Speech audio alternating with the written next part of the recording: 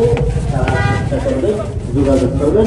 আর অনুরোধ থাকবে আপনাদের আমাদের ছেলে সন্তানদেরকে আমরা ইনশাআল্লাহ এবং মাদ্রাসা এইদিকে কাদিয়া মাদ্রাসা আছে, এদিকে আলী হোসেন ফকির মাদ্রাসা আমাদের ছেলে সন্তানদেরকে দেওয়ার চেষ্টা করবেন।